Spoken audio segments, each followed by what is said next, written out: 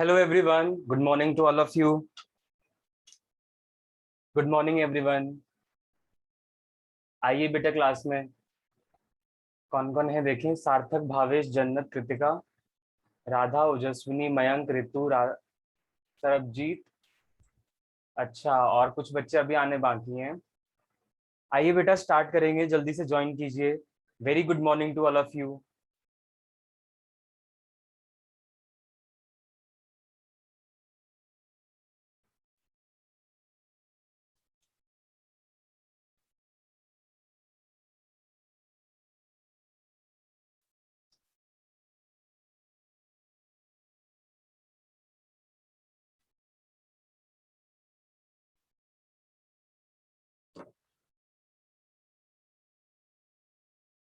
चलिए बेटा स्टार्ट करते हैं अब, ठीक है।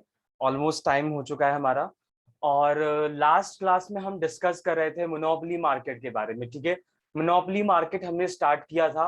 मोनोपोली के फीचर समझे थे, मोनोपोली का डिमांड कर्व समझा था, AR MR कर्व उसका डाउनवर्ड स्लोपिंग होता है, ठीक है। ये बेसिक इंट्रोडक्शन हो गया था मोनोपोली में। मेन जो था आपका वो था equilibrium of the firm which is price and output determination and price discrimination in monopoly, ठीक है। तो जो हमारा शॉर्ट रन इक्विलिब्रियम था और लॉन्ग रन इक्विलिब्रियम था वो भी डिस्कस कर लिया था हमने कि शॉर्ट रन में एक मोनोपोली फर्म को सुपर नॉर्मल प्रॉफिट भी हो सकते हैं, नॉर्मल प्रॉफिट भी हो सकता है और लॉसेस भी वो इनकर कर सकता है, ठीक है। But in the long run monopoly firm will only earn abnormal profit which is super normal profit, ठीक है। नॉर्मल और लॉसेस नाम जैसी कोई बात नहीं रह जाती लॉन्ग रन में। रीजन मैंने आपको दे दिया था, क्योंकि लॉसेस अगर हुए शॉर्ट रन में भी और अगर वो लॉन्ग रन तक पहुंच गया लॉसेस, तो नॉर्मल सी बात है फर्म जो है वो एग्जिट कर जाएगी, ठीक है। नॉर्मल प्रॉफिट क्यों नहीं हो सकता? क्योंकि यहाँ पे नंबर ऑफ कंपिटिटर्स होते ही नहीं है। तो फिर आउटपुट जो है वो आप किसी भी प्राइस पे बेच सकते हो, ठीक है। और जब आप कोई भी प्राइस चार्ज कर सकते हो तो your intention will be to charge higher prices, okay. And higher prices will give you the super normal profits, क्योंकि वहां पे रेवेन्यू ज्यादा होगा, कॉस्ट कम होगा। आपको किसी के बारे में सोचने की भी जरूरत नहीं है, क्योंकि आपके कंपिटिटर्स है ही नहीं। आपका आउटपुट है, आपका मार्केट है, किसी भी प्राइस पे बेचो। बस कस्टमर के बारे में सोच के बेचना कि एकदम से इतने हाई मत कर देना, क्योंकि अल्टीमेटली क्या है, भले मोनोपोली है पर लेकिन जैसे डाउनवर्ड स्लोपिंग डिमांड कर्व है, तो वो भी ध्यान में रखना है कि इतने भी हाई ना कर दे प्राइसेस कि कोई उसको खरीदना ही ना चाहे, ठीक है, मार्केट बन ही ना पाए मोनोपोली टाइप वाली। तो इस चीज का ध्यान देना पड़ता है। ये था हमारा शॉर्ट रन इक्विलिब्रियम और लॉन्ग रन इक्विलिब्रियम। फिर हमने प्राइस डिस्क्रिमिनेशन स्टार्ट किया था, और प्राइस डिस्क्रिमिनेशन में ये समझा था कि मोनोपोली को प्राइसेस में भेदभाव करने के लिए कुछ कंडीशंस की जरूरत पड़ती है। अगर वो किसी मार्केट में बन रही है कंडीशंस, तो then a monopoly firm can discriminate between the prices, okay. तो वो कंडीशंस क्या क्या थी कि मार्केट सेपरेट होना चाहिए। ये नहीं कि आप एक ही मार्केट में हो, एक ही मार्केट में हो तो एक ही प्राइसेस चार्ज करोगे। अगर डिफरेंट ब्रांचेस खोल रखे हैं डिफरेंट मार्केट्स में, तो आप डिफरेंट डिफरेंट जगह पे डिफरेंट प्राइसेस चार्ज कर सकते हो, राइट। दूसरा रीजन था कि आपका मोनोपोली पावर होना चाहिए, क्योंकि बिना मोनोपोली पावर के तो आप प्राइस डिस्क्रिमिनेट ही नहीं कर पाओगे, राइट। और तीसरा था सबसे इंपॉर्टेंट कि इलास्टिसिटी जो है वो हर मार्केट में डिफरेंट होनी चाहिए, तभी तो प्राइसेस चार्ज किए जाएंगे डिफरेंट। जिसमें इलास्टिसिटी कम होगी उसमें हाई प्राइसेस चार्ज कर सकते हो, जिसमें इलास्टिसिटी ज्यादा होती है उसमें प्राइसेस कम चार्ज करने पड़ेंगे। क्यों? क्योंकि वहां पे डिमांड बहुत ज्यादा बदल जाती है छोटे चेंजेस से, ठीक है।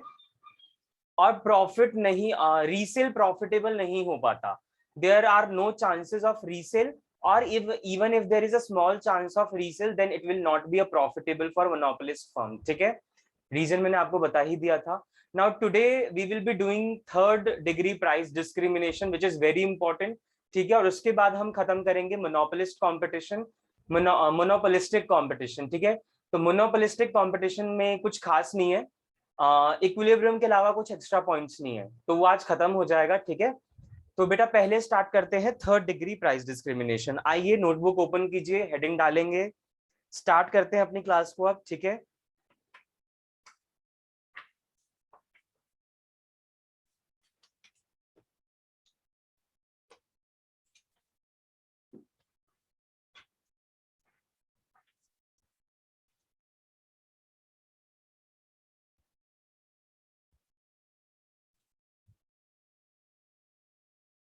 यस, स्टार्ट करते हैं। थोड़े से नोट्स इसमें साथ में आप लोग लिखिए, ठीक है। Third degree price discrimination, heading डालेंगे third degree price discrimination under monopoly. Third degree price discrimination under monopoly.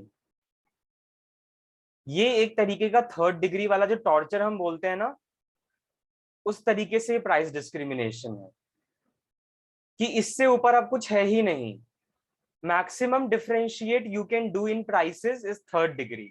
Okay, और ये ऐसे ही नहीं अपना लिया जाता, ये तब तक नहीं आप कर सकते थर्ड डिग्री प्राइस डिस्क्रिमिनेशन जब तक सारे कंडीशंस ना फुलफिल हो जाएं जो एक प्राइस डिस्क्रिमिनेशन के होते हैं, ठीक है। तो सबसे पहली बात तो आपको ध्यान रखना है वो सारे कंडीशंस। एक बार कंडीशंस मैं यहाँ पे रिकॉल करना चाहूंगा, क्योंकि वो सारे कंडीशंस अगर सेटिस्फाई हो रहे हैं तो आराम से एक मोनोपोली फर्म जो है वो थर्ड डिग्री प्राइस डिस्क्रिमिनेशन कर सकती है। इसमें ना ऐसा होता है कि आप हाई से हाई प्राइसेस भी रख सकते हो। ओके, मतलब इतना भी हाई नहीं कि कस्टमर अफोर्ड ना कर पाए, बट हाँ इतना हाई कि मान लो एक मार्केट में तुम 10 रुपए पे बेच रहे हो तो तुम दूसरे मार्केट में आराम से 15-20 रुपए पे बेच सकते हो, ठीक है। क्योंकि इसमें कुछ कंडीशंस ही ऐसी हैं। तो सबसे पहली बात तो ये है कि ये डिफरेंट इलास्टिसिटी होनी चाहिए डिफरेंट मार्केट में। सबसे पहली बात तो बेटा यही है, different elasticity in different market. बात यहाँ पे पता है क्या है बेटा, यहाँ पे ना आपने मार्केट को ना डिवाइड कर लिया है, बात ये है। थर्ड डिग्री प्राइस डिस्क्रिमिनेशन वहां होता है जहां आपका प्रोडक्ट एक ही मार्केट में नहीं बल्कि एक से ज्यादा मार्केट में बिक रहा हो। ठीक है, तो इसमें हम लिखेंगे markets are separated. Markets are separated.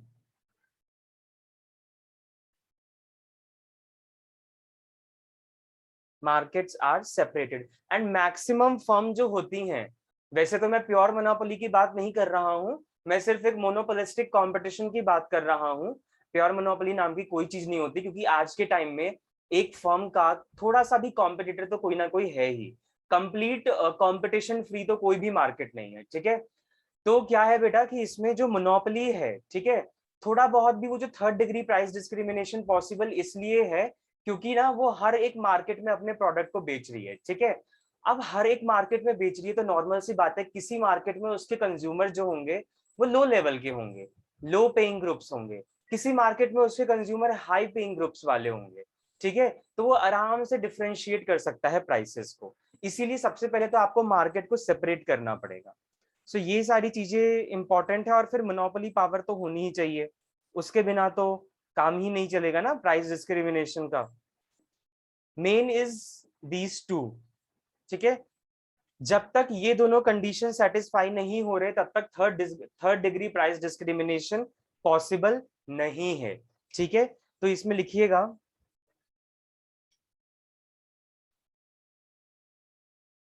Monopolist allocates total output between the different markets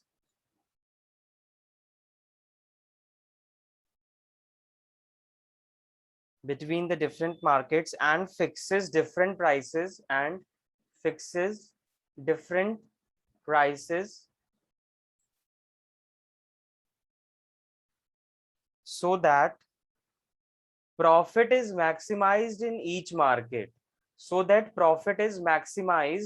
each market, बेटा इसमें ये बात बोली जा रही है कि एक मोनोपोलिस्ट फर्म जो है ना उसको अपने टोटल आउटपुट को हर एक मार्केट में इस तरीके से डिस्ट्रीब्यूट करना है, इस तरीके से सेपरेट करना है कि हर एक मार्केट से मैक्सिमम प्रॉफिट आए, ठीक है।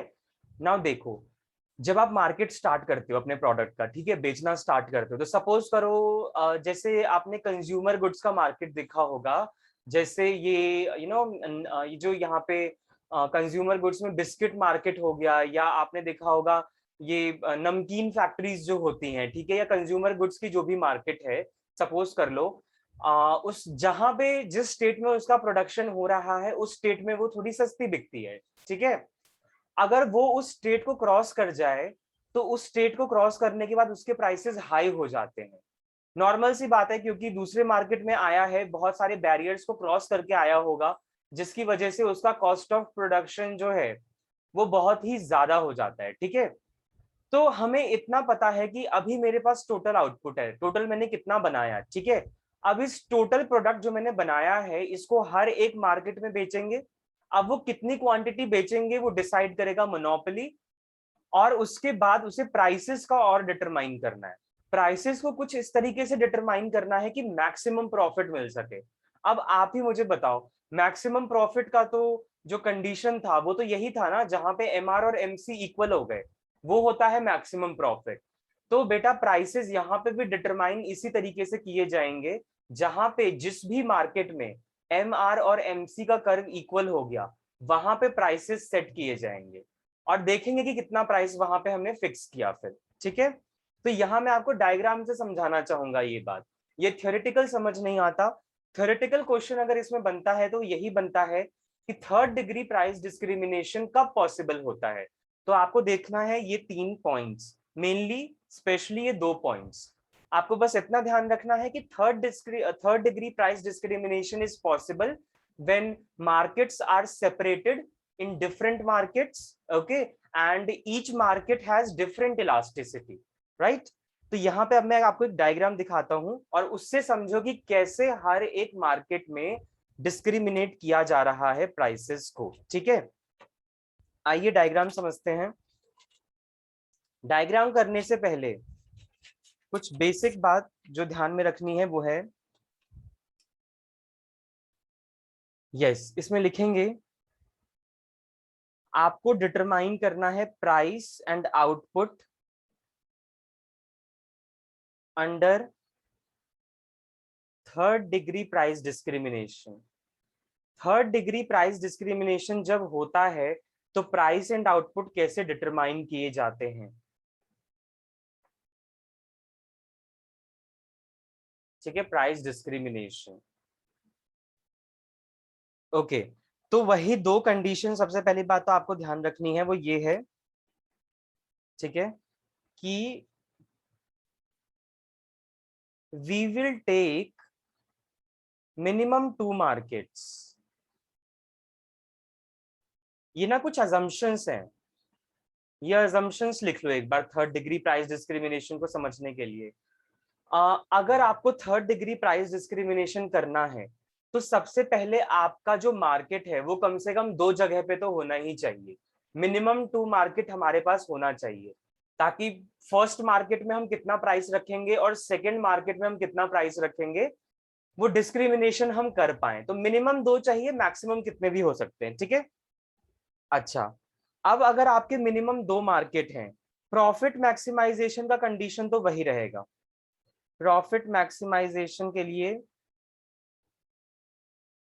जो हम कंडीशन रखेंगे वो होगा आपका marginal revenue of T is equals to marginal cost of T. बेटा यहाँ पे एम आर एम सी तो है ही, ठीक है, उसके साथ मैंने क्या लगाया हुआ है, एक वर्ड टी। टी जो यहाँ पे रिप्रेजेंट कर रहा है ना, ये कर रहा है टोटल मार्केट का marginal curve and total market का मार्जिनल कॉस्ट कर्व। ठीक है, तो जो मार्जिनल कॉस्ट आपका फर्म ए का है, मार्केट ए का, और आपका मार्जिनल कॉस्ट मार्केट बी का, उन दोनों को लेके चलेंगे, और दोनों का जब इंटरसेक्शन होगा, दोनों के मार्केट का एमआर और एमसी कर्व का, वहां पे आपका प्रॉफिट मैक्सिमम होगा। ठीक है, अच्छा, तो अगर हम इसी चीज को इलैबोरेट करें थर्ड पॉइंट में, कि हम क्या बोल रहे हैं, total marginal revenue of total market is equals to marginal cost of total market. तो इसका मतलब marginal revenue of firm A will be equal to marginal revenue of firm B and should be equal to marginal cost of firm A and marginal cost of firm B. इस पूरे को जब आप तोड़ोगे तो condition तो यही बनेगी ना बेटा। ठीक है, कि जहां पे भी टोटल मार्जिनल रेवेन्यू क्या है, मार्केट ए का और मार्केट बी का एमआर कर्व, तो वो दोनों भी इक्वल होने चाहिए, and it should be equal to marginal cost of another two firms, ठीक है, अनदर टू मार्केट्स।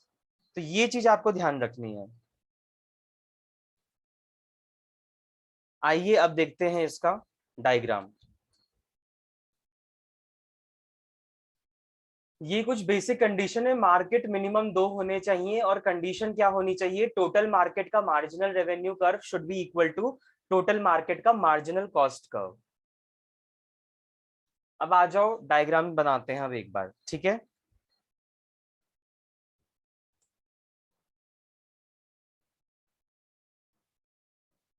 देखो यहाँ पे ना 3 डायग्राम बनाओ। थोड़ा सा मैं इसको जूम कम करता हूँ एक बार। हाँ, ये देखो।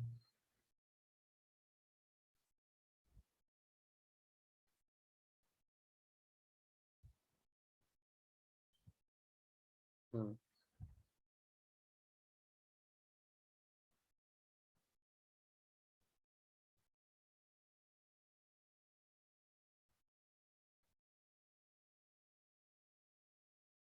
एक बड़ी सी लाइन खींचना बेटा, इसी पे ना हम 3 ग्राफ बनाने वाले हैं।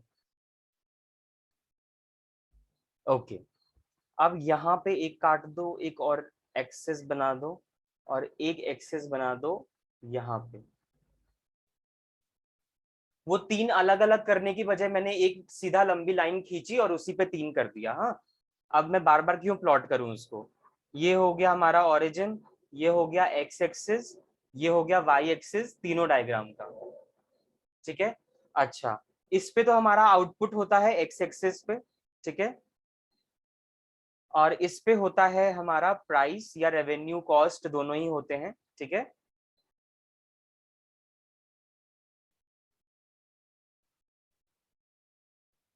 ओके, देखिए, अब बेसिकली पता है मैंने ये 3 पार्ट में क्यों डिवाइड किया, क्योंकि ये वाला जो डायग्राम होगा ना, ये होगा मार्केट ए का।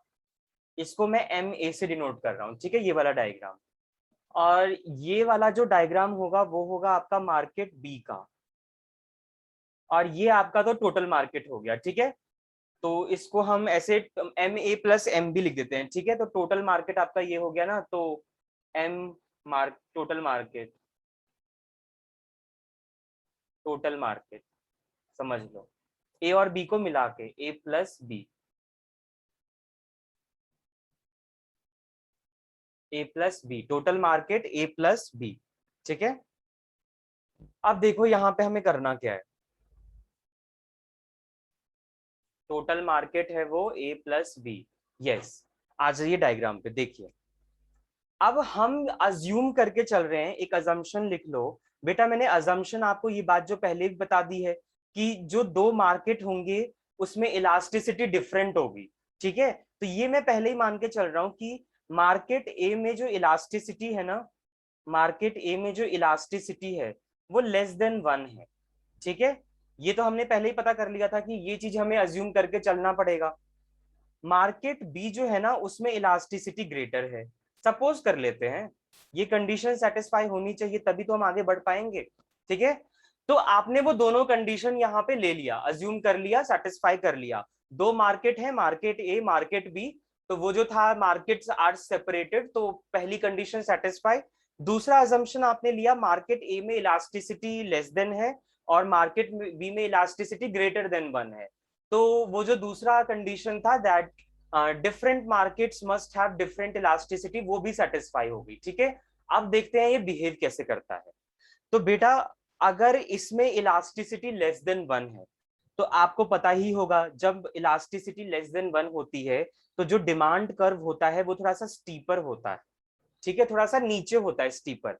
तो ए आर कर्व ही हमारा डिमांड कर्व होता है और ये हमारा स्टीपर है, ठीक है। मार्जिनल कर्व भी हमारा स्टीपर होगा अगर ए आर कर्व स्टीपर है तो। ये लो, ठीक है, ये है ए आर ऑफ फर्म ए और एम आर ऑफ फर्म ए, ठीक है। अच्छा, ये कंडीशन हो गई सेटिस्फाई। मार्केट बी में जो इलास्टिसिटी है वो ग्रेटर देन 1 है। तो जहां पे इलास्टिसिटी ग्रेटर देन 1 होती है वहां पे जो डिमांड कर्व का शेप होता है वो फ्लैटर होता है। तो यहां जो ए आर बनेगा वो होगा कुछ फ्लैटर टाइप, इस तरीके से, ठीक है। और एम आर कर्व भी जो होगा वो होगा फ्लैटर। देखो, आपको डिफरेंस साफ साफ नजर आ रहा है, यहाँ थोड़ा सा स्टीपर है और इसमें फ्लैटर है, क्यों? क्योंकि इलास्टिसिटी डिफरेंट है, ठीक है। अच्छा, अब इन दोनों ने जैसी शेप पकड़ी है मार्केट ए में और मार्केट बी में, उसी हिसाब से तुम टोटल मार्केट का एमआर और एमसी कर्व बनाओगे, सॉरी एआर और एमआर कर्व बनाओगे। तो टोटल मार्केट का जो एआर कर्व बनेगा बेटा वो कुछ ऐसा बनेगा। स्टार्टिंग में तो जो तुमने मार्केट ए दिखाया उसकी इलास्टिसिटी लेस देन 1 थी, तो लो बेटा स्टीपर ये रहा। पर यहाँ पे रुक के ना फ्लैटर कर देना अपने एआर कर्व को लाइक दिस, ठीक है। थोड़ा सा ये इस तरीके से मुड़ जाएगा, AR curve of total firm, ठीक है। सिमिलरली आपका एमआर कर्व होगा, ठीक है, यहां से स्टीपर, बट यहां पॉइंट पे पहुंचते ही ये भी फ्लैटर। तो ये हो गया marginal curve of total market, ठीक है। तो यहाँ पे इसने दोनों की शेप पकड़ी टोटल में, आधा इसका आधा इसका, ठीक है। ये वो पॉइंट है जहां पे चेंज हो रहा है। ये हो गया MR MC curve under market A, market B and total market. अब एमसी कर्व का क्या ही शेप पकड़ना है? एमसी कर्व का तो यूनिवर्सल शेप है, यू शेप। इनिशियली डिक्रीज होती है, फिर मिनिमम पॉइंट पे पहुंच के आगे बढ़ने लगती है। तो यहां तो कोई दिक्कत ही नहीं है, टोटल मार्केट में काट दो ना मार्जिनल कॉस्ट कर्व को लाइक दिस, इस तरीके से। ये तो ऐसी ही शेप का होगा, इसका तो और कोई शेप ही नहीं होता, ठीक है। तो ये हो गया आपका मार्जिनल कॉस्ट कर्व। अब आप अपने टोटल मार्केट में देखो, एमआर और एमसी ने यहां पे इंटरसेक्ट किया है, ठीक है। तो ये बन गया आपका इक्विलिब्रियम, ये रहेगा आउटपुट। इतना आउटपुट आप टोटल मार्केट में बेचोगे, मतलब टोटल क्वांटिटी आप इतना बेचोगे, ठीक है। अब देखो इसके करेस्पॉन्डिंग प्राइसेस क्या सेट करने हैं। तो प्राइसेस जो होंगे सेट वो कुछ इधर से होंगे, ये देखो। इसका तो ये हो गया, अब इसी को करेस्पॉन्डिंग लेते चलो।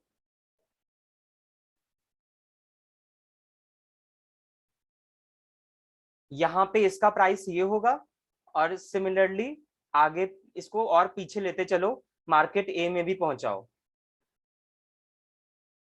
ये हो गया, ये देखो, ये एमआर एमसी इक्विलिब्रियम था, इसने हमें प्राइस दे दिया। टोटल मार्केट का प्राइस ये रहेगा, इसका ये रहेगा, और इसका ये रहेगा। ये मैं लिख देता हूँ P A, P B and P T total, ठीक है। ये सपोज करो प्राइस है, ओके।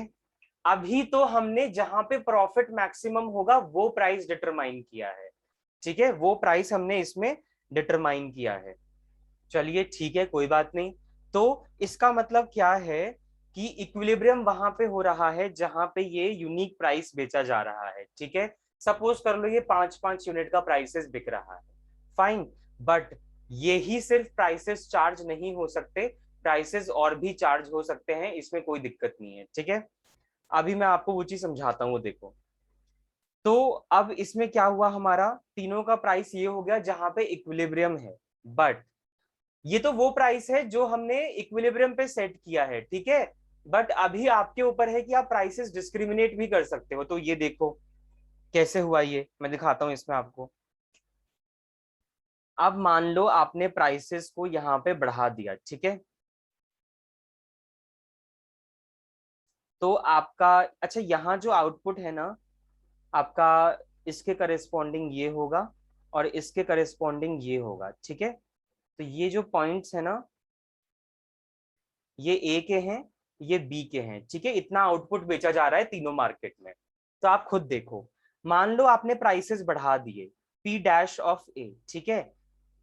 आपको ज्यादा रेवेन्यू नहीं हो पा रहा, देखिए कितना कम गैप है, ठीक है। गैप कितना कम है, क्यू से, क्यू ए से क्यू ए वन के बीच में, ठीक है। सपोज करो आपने प्राइसेस यहां पे बढ़ाए, इतने ही प्राइस आपने यहाँ पे बढ़ाया, जितना इसका बढ़ाया है ना उतना ही सपोज कर लो तुमने यहाँ भी बढ़ाया, ठीक है। तो ये तुम्हारा प्राइस है, ये हो जाएगी क्वांटिटी। तो हम इसमें देख रहे हैं कि आ, ये था हमारा ओरिजिनल क्यू, ठीक है। ये थोड़ा सा ज्यादा है, ठीक है, प्राइसेस में चेंजेस होने की वजह से, ठीक है। तो मेनली बात इसमें क्या है बेटा, आप इसे गैप को देखो।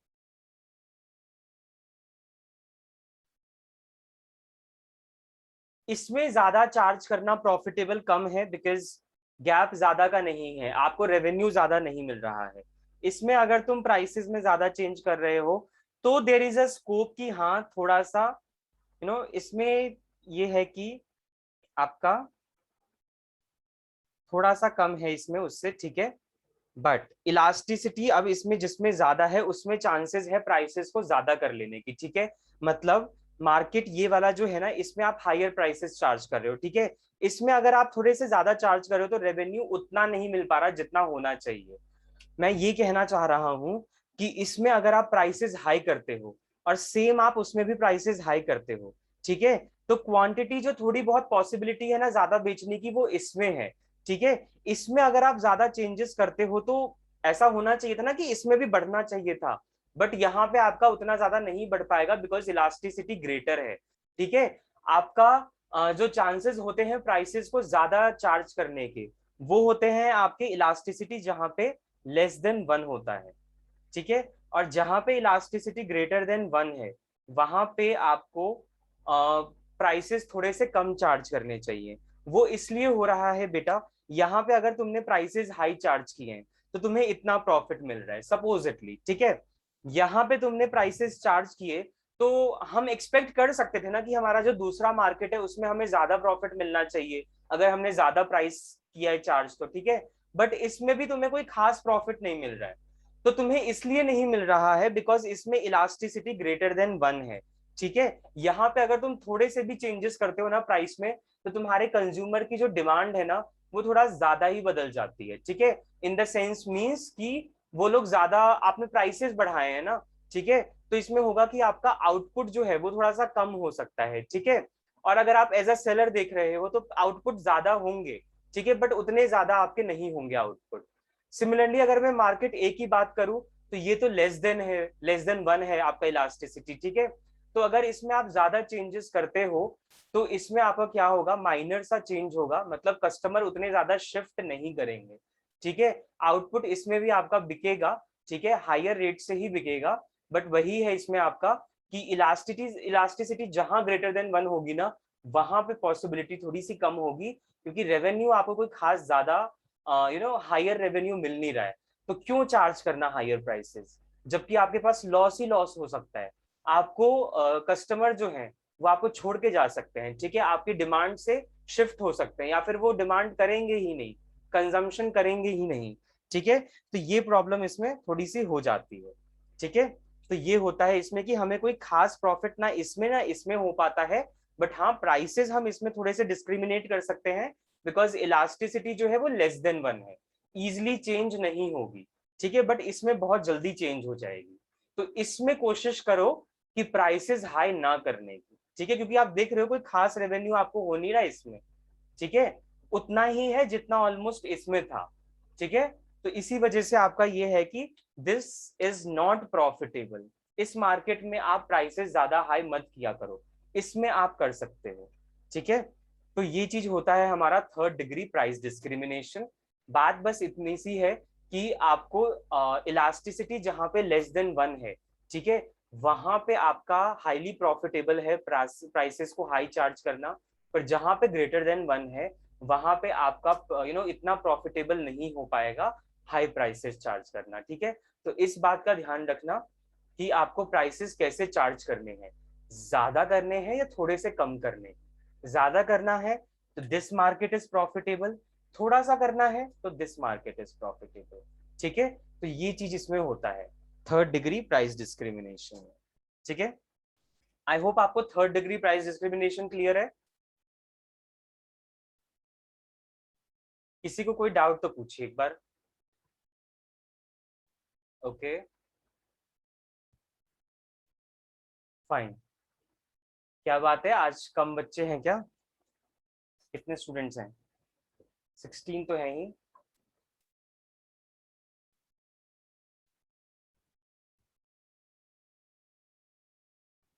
चलो ठीक है बेटा, आगे बढ़ते हैं, ठीक है। ये हो गया मोनोपोली मार्केट का थर्ड डिग्री प्राइस डिस्क्रिमिनेशन भी, ठीक है। अब हम आगे देखेंगे मोनोपोलिस्टिक कंपटीशन। यहाँ पे आपका मोनोपोली फर्म का खत्म, ठीक है। मोनोपोली फर्म आपका यहाँ पे खत्म है। आगे बढ़ते हैं। अच्छा ये चीज देखो, ये जो पूरा पोर्शन है ना तुम्हारा, जहां तक तुमने ये रेवेन्यू सेट किया है आउटपुट का, ठीक है, तुम प्रॉफिट यहीं तक कमा सकते हो। ये पूरा एरिया तुम्हारा इतना है कि तुम यहां तक बेच सकते हो, इससे कम नहीं बेच सकते तुम, क्योंकि प्रॉफिट फिर मैक्सिमम नहीं हो पाएगा ना। ये पूरा रीजन है आपका प्रॉफिट मैक्सिमम का, ठीक है। मैक्सिमम आप यहां तक बेचिए, इसके नीचे मत जाइए बस, क्योंकि इसके नीचे प्रॉफिट जो है ना वो मिनिमाइज हो जाएगा। तो टोटल जो है आप अपना फायदा इस एरिया में रह के निकाल सकते हैं, ठीक है। आगे बढ़ते हैं बेटा। अच्छा, अब जो हमारा नेक्स्ट मार्केट है वो है हमारा मोनोपोलिस्टिक कंपटीशन, ठीक है। क्या होता है मोनोपोलिस्टिक कंपटीशन, बताइए।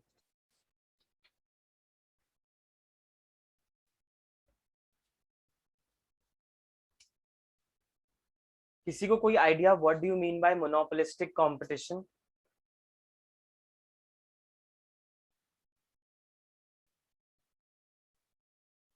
Monopolistic competition.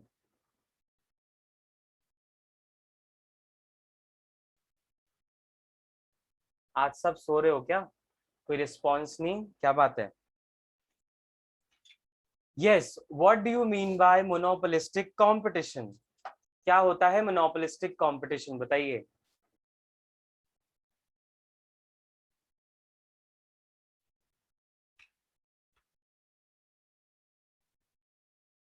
क्या हुआ बेटा, आज रिस्पॉन्स नहीं आ रहा? बताओ बताओ, क्या होता है मोनोपोलिस्टिक कंपटीशन?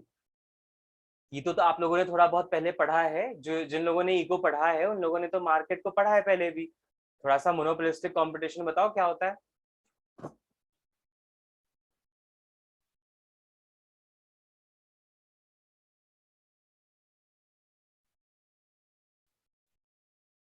एक बार वीडियो जरा सब ऑन करो तो। वीडियो ऑन रखिए। मुझे लग रहा है ना आप लोग मैक्सिमम स्टूडेंट ऐसा कर रहे हैं कि लॉग इन करके वो जा रहे हैं, फिर क्लास में प्रेजेंट ही नहीं है। वीडियो ऑन रखो बेटा एक बार।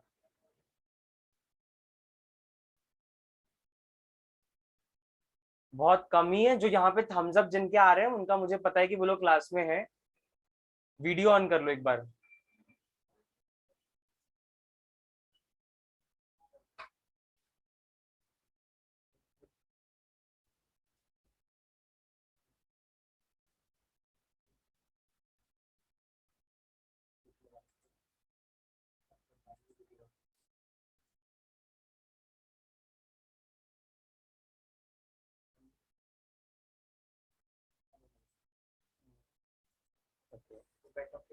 अच्छा अच्छा अच्छा, वो पुराने लॉगिन की वजह से था ना। ओके, चलिए ठीक है। ओके बेटा, वीडियो सब ऑन कर लो एक बार। चलो, मोनोपोलिस्टिक कंपटीशन स्टार्ट करते हैं अब, ठीक है। नया मार्केट, थोड़ा सा ये अपने आप में बड़ा इंटरेस्टिंग मार्केट होता है, ठीक है। मोनोपोलिस्टिक कंपटीशन, क्योंकि यही मेन मार्केट है जो सबसे ज्यादा ऑपरेट किया जा रहा है। आप अपने आसपास जितना भी मार्केट देखते हैं ना, एवरीथिंग इज मोनोपोलिस्टिक मार्केट, ठीक है। ओके, देखते हैं क्या होता है। तो यहाँ पे एक रिस्पॉन्स आया है, कह रहे हैं Mahak, an industry in which many firms offer products और services that are similar but not perfect substitutes. Okay, very good. Not perfect substitutes, yes, monopolistic competition आपका यही है। देखिए क्या है इसमें, मैं बताता हूँ, सर रुको। उसमें ओनली वन सेलर होता है, जैसे रेलवे रेलवे किसमें, मोनोपोलिस्टिक कंपटीशन रेल में? है। मोनोपोलिस्टिक में? यस। नहीं नहीं, yes single sir. Seller. Seller single नहीं होता इसमें, सिंगल सेलर लार्ज होते हैं इसमें, ठीक है। अच्छा रुको, मैं बताता हूँ, तुम लोगों को ना कंफ्यूजन है इसमें। देखो, मोनोपोलिस्टिक कंपटीशन ना तुम्हारा मिलके बना है मोनोपली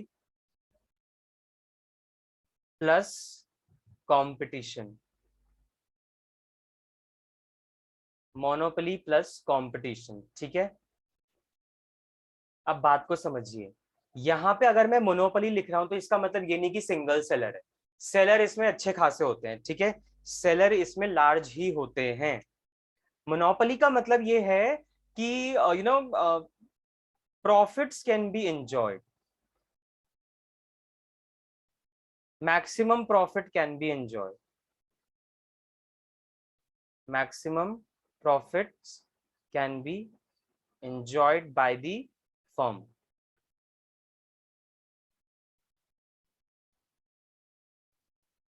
ओके, एंड कंपटीशन का मतलब यहाँ पे वही है कि सेलर्स जो है ना बहुत लार्ज है, वेरी लार्ज सेलर्स, ठीक है, तो इसलिए कंपटीशन बेटा यहाँ पे बहुत ज्यादा है।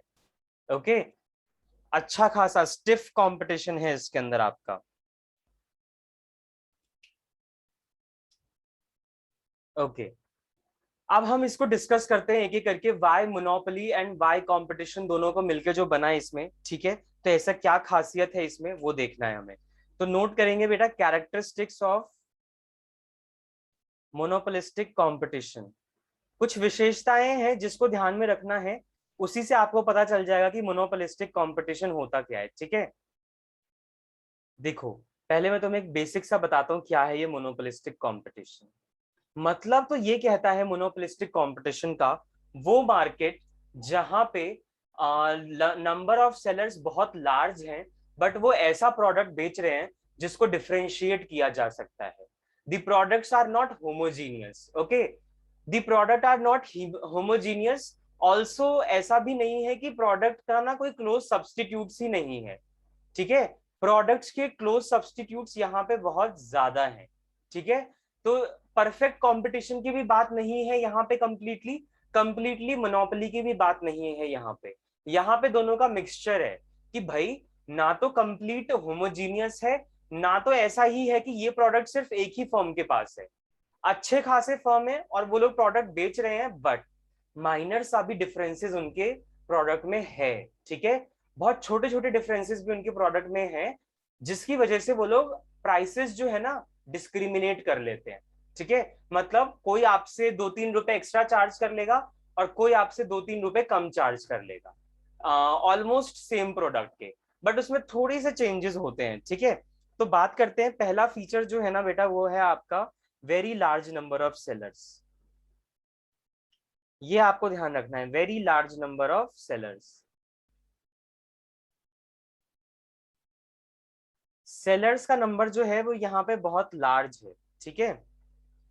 फॉर एग्जाम्पल अगर मैं कंज्यूमर गुड्स की बात करूं, consumer goods market, consumer goods market मतलब आपका पूरा एफएमसीजी प्रोडक्ट जो मिलता है, ठीक है, लाइक आपका बेसिक कमोडिटीज से लेके कॉस्मेटिक्स भी, ठीक है, कॉस्मेटिक्स से लेके जो हम डेली लाइफ में यूज करते हैं प्रोडक्ट्स को, इवन ब्रेड बटर चिप्स, ठीक है, व्हीट राइस, कॉस्मेटिक्स में आ जाओ, ठीक है, आपका शैम्पू हो गया, हेयर ऑयल हो गया, ठीक है, बाथिंग सोप हो गया, टूथपेस्ट हो गया, तो मतलब जितना भी एफएमसीजी मार्केट है आपका, ठीक है, वो आपका पूरा का पूरा इसमें आ जाता है मोनोपोलिस्टिक कंपटीशन में। और आपको तो पता ही है ये जो प्रोडक्ट की मैं बात कर रहा हूँ एफएमसीजी प्रोडक्ट की, ठीक है, ये आपका मार्केट कितना वास्ट है और इसके नंबर ऑफ सेलर्स भी कितने लार्ज हैं। हर जगह आपको रिटेल आउटलेट्स दिख जाएंगे इन प्रोडक्ट्स के, ठीक है, हर एक रिटेलर शॉप पे आपको ये सारे प्रोडक्ट अवेलेबल होते हैं, तो इसीलिए यहाँ पे जो नंबर ऑफ सेलर्स है वो बहुत ज्यादा लार्ज है। The second one is product differentiation. Product differentiation ये मोनोपोलिस्टिक का दूसरा फीचर होता है, प्रोडक्ट डिफरेंशिएशन। बेटा आपको पता है यहाँ पे प्रोडक्ट डिफरेंशिएशन कैसे हो जाता है? वो इसलिए होता है because a single product has large number of substitutes. A single product has large number of close substitutes. आपका जो सिंगल प्रोडक्ट है ना उसके सब्सटीट्यूट्स बहुत ज्यादा हैं। परफेक्ट कंपटीशन में ऐसा नहीं होता था, आपके सब्सटीट्यूट नहीं होते थे क्योंकि प्रोडक्ट सेम था। तुम कैसे डिफरेंशिएट कर लोगे सेम प्रोडक्ट को सेम प्रोडक्ट के बीच में, ठीक है, तभी वो इमेजिनरी होता है कि भाई अगर मैं एग्जांपल भी दे रहा था तुम्हें फ्रूट्स एंड वेजिटेबल मार्केट का, तो फ्रूट्स एंड वेजिटेबल मार्केट भी ऑलमोस्ट परफेक्ट कंपटीशन है, बट थोड़ा सा मोनोपोलिस्टिक भी आ जाता है उसमें, ठीक है, क्योंकि जब हम छांटने लगे भाई वो जो शॉपकीपर है, वेंडर है, उसके आलू अच्छे नहीं है, इस वेंडर के आलू अच्छे हैं, तो बेटा आप थोड़ा सा भी तो डिफरेंशिएट कर रहे हो ना प्रोडक्ट को, ठीक है। बहुत रेयर टू रेयर केस ऐसा होता है जब आपको डिफरेंस नजर नहीं आता, आप कहते हो इस वेंडर के आलू भी सेम है, उसके भी सेम है, तो भाई अगर वो 20 रुपए चार्ज कर रहा है तो ये भी 20 रुपए चार्ज कर सकता है, ठीक है, तो वो परफेक्ट कॉम्पिटिशन हो गया। But as I already told you, perfect competition बहुत रेयर मार्केट होता है, ये इमेजिनरी मार्केट होता है, ठीक है। सर जैसे नाइकी एंड एडिडास एडिडास। वो तो मोनोपोलिस्टिक में ही आ गए ना, क्योंकि हाँ देखो सर, वही मोनोपोलिस्टिक की बात कर रहा हूँ। हाँ बिल्कुल, वो एकदम सही बात है, ठीक है। प्रोडक्ट एक ही बेच रहे हैं बट ब्रांड अलग है, थोड़े से उनके मैन्युफैक्चरिंग का डिजाइन अलग होगा, डेवलपमेंट अलग होगा, मार्केटिंग एक्टिविटीज उनकी डिफरेंट होगी। इस वजह से यस आपका सर। मोनोपोलिस्टिक कंपटीशन में ऑलमोस्ट गुड्स देखने में सेम मिलते हैं, लगते हैं, ठीक है, कुछ अलग नहीं होता। पर ब्रांड नेम जो होता है, ठीक है, उसमें इंग्रेडिएंट्स जो होते हैं, कहाँ पे बना है, क्या कॉस्ट आई है, उसकी वजह से प्राइसेस जो है ना, लोग डिस्क्रिमिनेशन करने लगते हैं और प्रोडक्ट को भी डिफरेंशिएट करने लगते हैं, ठीक है। प्राइस कंट्रोल इसमें होगा, ठीक है। आगे बात करते हैं बेटा हम, प्रोडक्ट डिफरेंशिएशन इसमें होता है। Next is the very important is high selling cost. High selling cost, high selling cost का मतलब होता है high advertisement advertising expenses, high advertising expenses. Normal सी बात है बेटा, जब यहाँ पे सपोज करो टूथपेस्ट का मार्केट है, कोलगेट है, पेप्सोडेंट है, सिबाका है, ठीक है, क्लोजअप है, और न जाने कितने टूथपेस्ट हैं। अब बात मुझे ये देखो, अब घर घर में हमें डिफरेंट टूथपेस्ट देखने को मिलता है, काम तो एक ही करता है, ब्रश करने में सेटिस्फैक्शन एक ही टाइप की मिलती है कि भाई तुम्हें अल्टीमेटली ब्रश करना है, ठीक है। किसी का थोड़ा बहुत प्राइस एक दो रुपए ज्यादा होते हैं, तो किसी के प्राइसेस थोड़े से कम होते हैं, बट ऑलमोस्ट नियर होते हैं। क्यों? क्योंकि बात यहाँ पे क्या है कि काम एक ही, यूज एक ही में आ रहा है, ठीक है, बना भी एक ही तरीके से है, बट ब्रांड अलग है, मे बी उसमें इंग्रेडिएंट्स थोड़े से अलग डाले हो, मे बी उनका मार्केटिंग एक्टिविटीज किसी का बहुत अच्छा हो, किसी का बहुत बेकार हो। तो ये सारी चीजें जब एक्सटर्नल फैक्टर आ जाती है ना, तो इस वजह से प्राइसेस जो है ना, वो थोड़े से एक्स्ट्रा हम चार्ज कर लेते हैं। बट रोल किसका है? सेलिंग कॉस्ट का। आप यहाँ पे अगर प्रोडक्ट को बेचना चाहते हो थोड़े से हाई रेट पे, जो कि आपके कॉम्पिटिटर बेच रहे हैं उससे ज्यादा प्राइसेस पे आप बेचना चाहते हो, तो अल्टीमेटली आपको ना एडवर्टीजमेंट बहुत ज्यादा करना पड़ेगा। यही पेस्ट तो मैं भी बेच रहा हूँ, वही पेस्ट तुम भी बेच रहे हो, बट तुम्हें क्या अलग है वो कस्टमर को जताओ तो, दिखाओ तो वो कैसे दिखाओगे? एडवर्टीजमेंट करके। जिसका एडवर्टीजमेंट अट्रैक्टिव होगा, आई कैचिंग होगा, ठीक है, जो दावे ज्यादा करेगा और उसको प्रूव करने की भी कोशिश करेगा, ठीक है, वही मार्केट के शेयर को ले जाएगा। तो यहाँ पे कोलगेट का मार्केट शेयर जैसे टूथपेस्ट मार्केट में अगर आप देखो तो हाई है, ठीक है। क्यों? क्योंकि एक्चुअली में जो ये दावा करता है उतने दावे में ये फिट बैठता है, ठीक है, it is considered to be as good, ठीक है। कुछ जो है दावा करते हैं बट लेकिन उतना ज्यादा है नहीं। अच्छा देखो, कोलगेट का ऐसा है कि डॉक्टर रिकमेंडेड है, ठीक है, जब एडवर्टीजमेंट आता है तो वो लोग क्या कहते हैं, Colgate is that brand which is doctor recommended, ठीक है, ठीक है, डॉक्टर भी रिकमेंड करते हैं कोलगेट ब्रांड को। तो सबसे पहले तो आपने यहीं पे कस्टमर को अट्रैक्ट कर लिया कि अगर डॉक्टर ने रिकमेंड किया है तो डॉक्टर तो हमें सही रिकमेंड करता है, ठीक है। तो मुझे अलग से फीस देने की क्या जरूरत है डेंटिस्ट को, अलग से कोई टूथपेस्ट लेने की क्या जरूरत है अगर मुझे टूथ प्रॉब्लम्स हैं तो, ठीक है। If this Colgate is prescribed by the doctor तो मैं यही यूज करके देख लेता हूँ, ठीक है। Sensodyne toothpaste prescribed by the doctor, ठीक है, मोस्टली टूथ प्रॉब्लम्स को खत्म करता है, कितना ज्यादा दावा किया जाता है उसका, ठीक है। एक्चुअली में ऐसा कुछ भी नहीं है, ठीक है। तो बट लेकिन क्या है, मार्केटिंग एक्टिविटीज उनकी इतनी ज्यादा है ना, डॉक्टर से वो लोग ऐड करवा लेते हैं, ठीक है। और कुछ कुछ के तो ऐसे होते हैं जो वेरीफाइड डॉक्टर होते हैं, ठीक है, आपने नीचे देखा होगा उनका नाम आता है, मेनली ये आपका गंगाराम हॉस्पिटल के डॉक्टर हो जाते हैं, ठीक है, या कहीं और के भी, मैं ऐसे कंप्लीटली ज्यादा डिस्क्लोज तो नहीं करना चाहिए, ठीक है। बट स्टिल आपने देखा होगा कि डॉक्टर का ज्यादा वहां पे ऐड होता है। तो बेटा मार्केटिंग एक्टिविटी देख रहे हो, अपने प्रोडक्ट को बेचने के लिए, उसके बेनिफिट को पहुंचाने के लिए तुम उसका डॉक्टर तक का भी यूज कर रहे हो। तो वही डिपेंड करता है, ठीक है। लक्स का मार्केट अप डाउन हो गया है, बट स्टार्टिंग में जब आया था कितना हाई था, ठीक है, बिकॉज उसका एड कौन करती थी? ऐश्वर्या राय, ठीक है। At that I am talking about during the time of 90s और अर्ली 20s, ठीक है, क्योंकि उस टाइम पे Aishwarya Rai became miss world, ठीक है। तो miss world is using lux soap, ठीक है, वो उसका एडवर्टीजमेंट कर रही है, तो लोगों को होता है ना कि मतलब अरे वाओ, मतलब ये यूज कर रही है, if she can be beautiful तो हाउ कैन आई नॉट, ठीक है, अगर मैं इसको यूज करके हो सकता है, तो लोगों के माइंड में ये अट्रैक्ट हो जाते हैं लोग, ठीक है, ऐसा हो जाता है थोड़ा सा। तो वो चीज हो जाता है आपका कि सेलिब्रिटीज जैसे जैसे यूज कर रहे हैं तो हम भी यूज करके देखते हैं, तो लोगों के माइंड में ये आता है। ओके, काफी लोग समझते हैं, काफी लोग नहीं भी समझते, होता है मार्केट में। तो वही बात है आपका कि मोनोपोलिस्टिक में ना मेन इज एडवर्टीजमेंट, जितना ज्यादा एडवर्टीजमेंट उतने चांसेस हैं कि आपका प्रोडक्ट बिकेगा, ठीक है। तो दैट इज वाई यहाँ पे सेलिंग कॉस्ट बहुत ज्यादा हाई होती है, ठीक है। सर क्लोजअप भी ऐड करता है जैसे हाँ, क्लोजअप भी ऐड करता है वो। Fresh fresh mouth. हाँ हाँ, क्लोजअप भी ऐड करता है, क्लोजअप का ऐड थोड़ा सा डिफरेंट ही है, ठीक है। वो एकदम मतलब लाइक यूथ के लिए बहुत ज्यादा अट्रैक्टिव है वो, ठीक है। Youth can be attracted by Closeup. किसी को कोई प्रॉब्लम हो, टूथ एक प्रॉब्लम्स या फिर टूथ प्रॉब्लम्स, तो उसके लिए कोलगेट ठीक है, ठीक है, एल्स क्लोजअप भी तुम देख सकते हो। चलो ओके, आगे बढ़ते हैं। Freedom of entry and exit, freedom of entry and exit.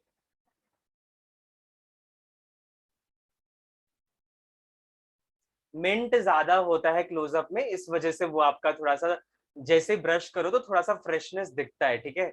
Almost सबने डिफरेंट डिफरेंट वैरायटीज के टूथपेस्ट तो यूज किए ही होंगे, तो उसमें मिंट का जो है ना वो क्वांटिटी उसमें बहुत ज्यादा होती है, ठीक है।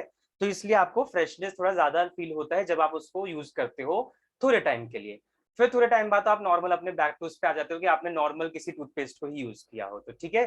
तो वही बात होती है, इंग्रेडिएंट्स पे फर्क पड़ता है, मेन बात ये है, ठीक है। तो ये बात हो जाता है इसमें आपका। चलिए आगे बढ़ते हैं। Freedom of entry and exit, या जैसे परफेक्ट कंपटीशन है ना, वैसे ही इसका freedom of entry and exit है। आपको सेम ब्रांड बनाना है जैसे मैं बना रहा हूं, आ जाओ मार्केट में बना लो, बट अगर तुम्हें सरवाइव करके रहना है तो तुम्हें ये दावा करना पड़ेगा, तुम्हें ये कस्टमर को दिखाना पड़ेगा कि what extra you are giving to me that a particular marketer is not giving, ठीक है। जिससे मैं खरीद रहा हूं वो मुझे वो बेनिफिट नहीं दे रहा जो तुम दे सकते हो, इसका दावा जब तक आप नहीं करते तब तक आप मार्केट में सरवाइव नहीं कर पाओगे मोनोपोलिस्टिक कंपटीशन में, ठीक है। तो इसीलिए यहाँ पे जो ब्रांड डिफरेंट होते हैं ना, वो लोग अपना अपना रखते हैं कि अच्छा हमारा ब्रांड का ये फैसिलिटी है, ठीक है। तो इस वजह से हम थोड़े से आप जाओगे भी कुछ खरीदने स्पेशली गारमेंट्स में या शूज में, ठीक है, तो वो लोग यही दावा करते हैं अच्छा आप वहां पे ले रहे थे, अरे उनका मत लो, उनका प्रोडक्ट ऐसा होता है, हमारा इतना बेनिफिट होता है, लॉन्ग लास्टिंग होता है, टिकाऊ होता है, ठीक है। तो इस तरीके से वो लोग अपना प्रोडक्ट को बेचते हैं। ओके, वो अपना दावा करते हैं कि वो बेनिफिट क्या दे सकते हैं जो सामने वाला नहीं दे सकता, ये मेन बात होती है, ठीक है।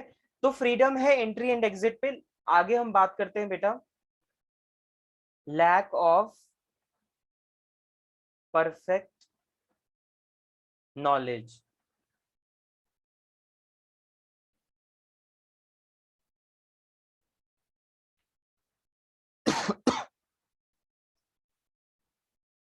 Yes, lack of perfect knowledge.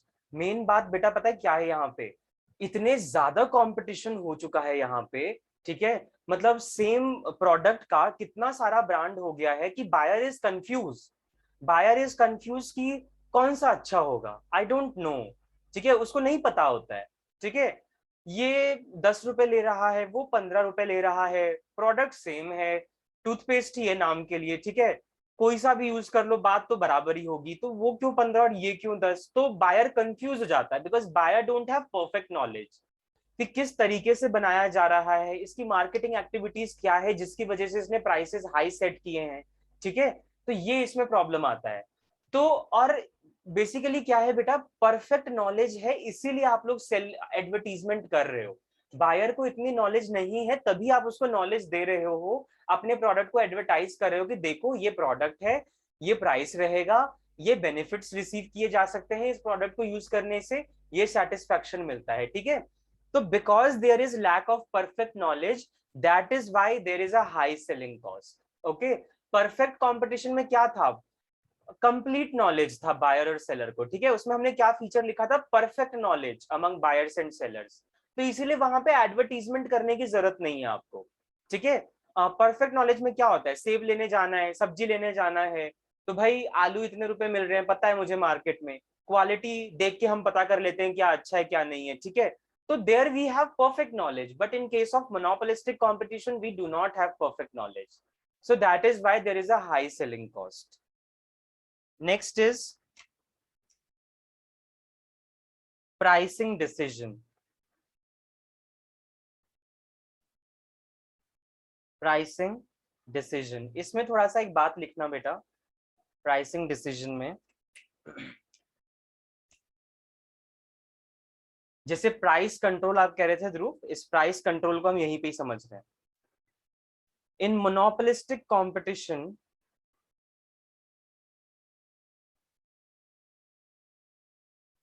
In monopolistic competition, आगे लिखते हैं, यहां पे ना जो फर्म होती है, हाँ क्वालिटी के ऊपर भी डिपेंड करता है आपका कि क्या प्राइसेस रखा जाएगा। मेन मेन सब वही बात है, क्वालिटी, मार्केटिंग एक्टिविटीज, ठीक है, क्या बेनिफिट्स वो दिखा रहे हैं प्रोडक्ट में, वही बात है। तो in monopolistic competition a firm will neither a price maker nor a price taker. Price taker कौन सा फर्म होता है बेटा, जरा बताना।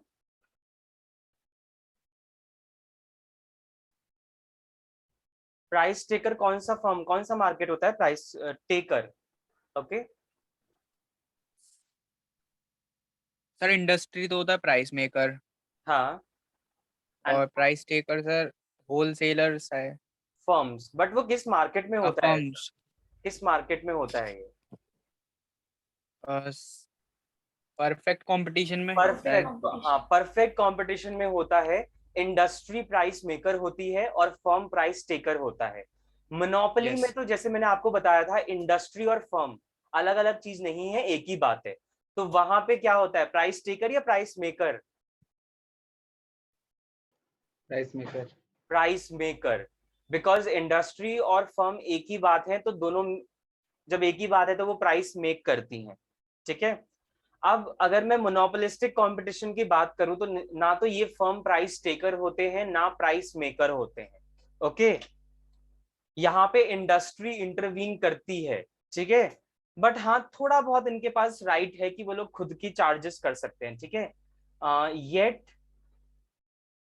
अ monopolistic a monopolistic firm, yet a monopolistic firm have partial control over the price, partial control over the price।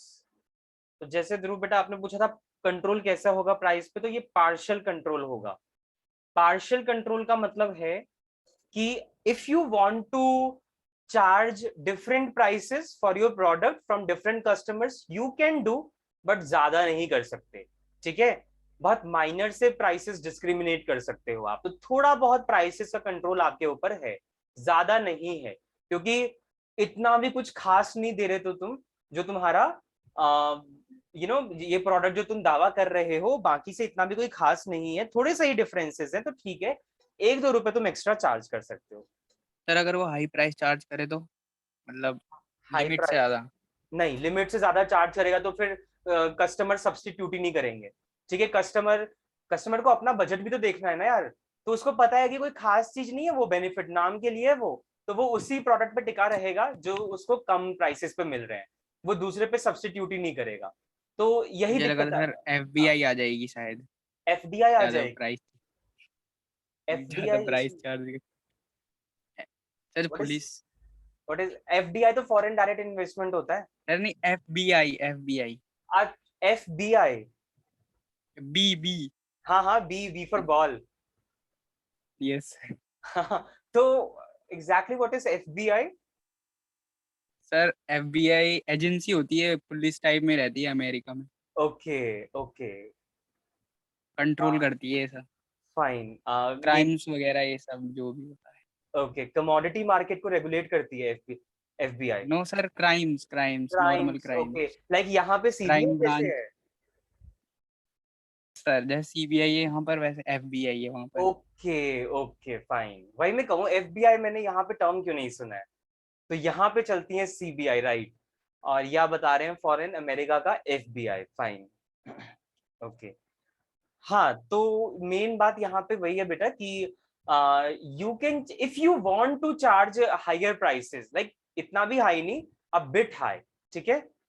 तो वो जो प्राइसेस हैं आपके, वो आप तब चार्ज कर सकते हैं जब आप कुछ एक्स्ट्रा आप प्रोड्यूस कर रहे हैं, या एक्स्ट्रा बेनिफिट जब तक आप दे रहे हैं तब तक। ओके, आगे बढ़ते हैं। तो हमने देखा पार्शियल कंट्रोल है, ठीक है? यस, नेक्स्ट इंपॉर्टेंट थिंग, कितने फीचर्स कर लिए थे हमने? अब आई सपोज 6 कर लिए थे, दिस इज 7th फीचर्स, ठीक है? ये इंपॉर्टेंट है, नॉन प्राइस कंपटीशन। बेटा यहाँ पे जो कंपटीशन है ना, प्राइस बेसिस पे नहीं होता, यहाँ पे कंपटीशन नॉन प्राइस बेसिस पे होता है, ठीक है? यहाँ पे लोग प्राइस के लिए कॉम्पीट नहीं करती हैं कि तूने इतना प्राइसेस रख लिया, मेरा कम है, तू भी कम कर, या मेरा ज्यादा है तो सामने वाला भी बोले कि तू भी बढ़ा ले, तू मुझे कम करने के लिए क्यों बोल रहा है, तू भी बढ़ा ले प्राइसेस। Okay fine. तो मेन बात यहाँ पे क्या है, प्राइस के साथ कंपटीशन नहीं है, कंपटीशन है non price competition. Non price competition मतलब कि किसकी मार्केटिंग एक्टिविटी सबसे अच्छी है। Competition on the basis of, competition on the basis of, यहाँ पे कंपटीशन जो होता है ना बेटा, वो होता है किस बेसिस पे? On the basis of marketing कह सकते हैं, ठीक है? मार्केटिंग, मार्केटिंग मतलब व्हाट? प्रमोशन, ठीक है? प्रमोशन एक्सपेंडिचर, किसका मार्केटिंग एक्टिविटीज बहुत अच्छा है, इस बेसिस पे कंपटीशन हो सकता है, ठीक है? मेनली आपका यही होता है, मार्केटिंग के बेसिस पे कंपटीशन होता है। क्योंकि आपको पता है monopolistic competition almost same product, ठीक है? साइज के टर्म्स में, शेप की टर्म्स में, क्वालिटी की टर्म्स में, ठीक है? थोड़ा ब्रांड डिफरेंट हो गया, बट वो भी टूथपेस्ट ही बेच रहा है, ये भी टूथपेस्ट ही बेच रहा है, ऑलमोस्ट इंग्रेडिएंट सेम ही होते हैं, काम भी एक ही करता है ये, ठीक है? तो फिर किस बेसिस पे मैं यहाँ पे प्राइसेस हाई चार्ज करूं? मैं तब हाई प्राइसेस चार्ज कर सकता हूँ, थोड़े से हाई प्राइसेस, जब मेरा मार्केटिंग जो चैनल है ना, या मार्केटिंग एक्सपेंडिचर, वो बहुत बढ़िया हो, मतलब मैंने प्रमोशन बहुत अच्छे से कर रखा हो, ठीक है? अब प्रमोशन इतना अच्छा कर रखा है कि लार्ज नंबर ऑफ बायर मेरे पास आ रहे हैं, ठीक है? तो अगर मेरे पास कस्टमर ज्यादा होगा तो मेरे पास ऑप्शन है ना कि मैं थोड़ा सा प्राइसेस बढ़ा सकता हूँ, ठीक है? कस्टमर बोलेगा हमें बेनिफिट्स रिसीव हो रहे हैं, तो इसके लिए अगर हमें 2 रुपए एक्स्ट्रा भी देना पड़े तो कोई दिक्कत नहीं है, हम देने के लिए तैयार हैं, ठीक है? तो जब तक आप कस्टमर लॉयलिटी नहीं बनाते, तब तक आप प्राइसेस डिफरेंट चार्ज नहीं कर सकते। तो मोनोपोलिस्टिक कंपटीशन में पहला जो एम होता है फर्म का, वो होता है कस्टमर को अट्रैक्ट करना, ब्रांड लॉयलिटी बनाना, कस्टमर को हमें लंबे टाइम तक अपने पास जोड़ के रखना है, ठीक है? तभी जाके we can charge a bit different prices, ठीक है? तभी हम डिफरेंट प्राइसेस थोड़े से चार्ज कर सकते हैं, ये चीज इसका होता है आपका। ओके, मैगी का जैसे इंडस्ट्री में बताता हूँ, मैगी का एग्जांपल, 10 रुपए की मैगी लंबे टाइम तक चली, फिर 12 रुपए हो गई, राइट? 2 रुपए एक्स्ट्रा कर दिया उसका, स्मॉल पैकेट को 10 की थी, तो उनको क्यों क्यों कर दिया उन्होंने? 10 पे भी तो उनका मार्केट बहुत अच्छा चल सकता था, बट उनको पता था कि इतना ज्यादा कस्टमर यहाँ जुड़ा हुआ है मैगी नूडल्स के मार्केट से, कि अगर 2 रुपए बढ़ाए तो कोई खास फर्क नहीं पड़ेगा, लोग कंज्यूम करेंगे ही करेंगे, ठीक है? लेकिन वही बात है ना, अगर तुम एक प्रोडक्ट पे 2 रुपए बढ़ा रहे हो और वही प्रोडक्ट तुम्हारा पूरे इंडिया, आउटसाइड इंडिया में भी, मतलब इंडिया में 12 रुपए है, मैं इंडिया की बात कर रहा हूँ, तो पूरे इंडिया में भी डिफरेंट मार्केट पे अगर बेचा गया, तो खुद सोचो बेटा कितना ज्यादा प्रॉफिट देगा। 2 रुपए एक मार्केट में बढ़ाना भी इतना ज्यादा प्रॉफिट दे सकता है, तो पूरी कंट्री में 2 रुपए एक्सपैंड करना उनको कितना ज्यादा प्रॉफिट हो सकता है, ठीक है? तो सिंगल बायर के जेब से तो 2 रुपए ही जा रहे हैं एक्स्ट्रा, पहले 10 का 12 का, बट कोई खास फर्क क्यों नहीं पड़ा? क्योंकि लोग जुड़े हुए हैं उससे। ठीक है, तो ये बात होता है क्यों? क्योंकि उसके मार्केटिंग एक्टिविटीज ज्यादा अच्छी है। अदरवाइज नूडल्स ही है ना, कहने को तो दूसरा भी हम कंज्यूम कर सकते हैं। ये पतंजलि वाले तो आटा नूडल्स का प्रमोशन करते हैं, वो तो कहते हैं और हेल्दी है, मैदा रहित है वो, बट स्टिल लोग आटा नूडल्स इतना प्रेफर नहीं कर रहे हैं, नहीं खा रहे हैं। वो मैगी के ऊपर है, क्यों? क्योंकि वो जो मैगी का जो नूडल्स बना है वो अलग छोड़ो, इसका मैजिक किस में है? उसके मसाले में। ठीक है, तो मेन उसके मसाले ने उसके मार्केट को बनाया है। ठीक है, तो वो मसाला चाहे आटा नूडल्स में डालें चाहे yippee में डालें, टेस्ट फिर वही आ जाएगा। ठीक है, तो इसीलिए मैगी से लोग हटना नहीं चाहते, क्योंकि उसका मसाले का जो है ना वो अलग है। अब यही मसाला इंडिया के बाहर नहीं है, लेट मी टेल यू, वहां पे डिफरेंट टाइप ऑफ प्रोडक्शन है, बहुत अच्छी खासी इनकी प्रमोशन एक्सपेंडिचर है मैगी वालों का। ये लोग कस्टमाइज्ड हैं, जिस कंट्री में जाएंगे उस हिसाब से बदल जाएंगे। ओके, तो main these are some features of monopolistic competition. ठीक है, जल्दी से आगे बात करते हैं बेटा। अब देखेंगे हम नेक्स्ट टॉपिक जो है वो है हमारा, देखो, demand curve under monopoly and monopolistic competition. बेटा यहाँ पे जो मोनोपोली एंड मोनोपोलिस्टिक कंपटीशन का डिमांड कर्व है ना, वो थोड़ा सा सेम होता है और थोड़ा सा डिफरेंट भी होता है। तो इसीलिए मैं आपको समझाना चाहूंगा साथ में ही कि क्या डिफरेंस होता है दोनों के बीच में डिमांड कर्व के। पहले डायग्राम बना लीजिए।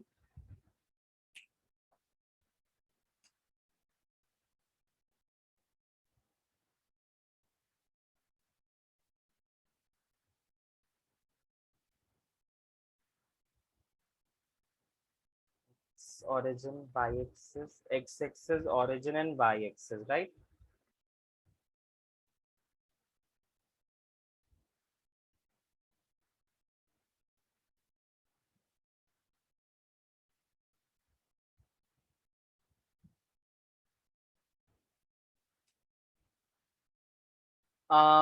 ये है हमारा मोनोपोलिस्टिक कंपटीशन, ओके, और ये है हमारा मोनोपोली। ये डायग्राम मोनोपोलिस्टिक कंपटीशन के लिए, ये मोनोपोली के लिए। ठीक है बेटा, मोनोपोलिस्टिक कंपटीशन में भी एआर कर्व जो होता है वो डाउनवर्ड स्लोपिंग होता है। ठीक है, और एमआर कर्व भी जो होता है ना बेटा, वो डाउनवर्ड स्लोपिंग ही होता है।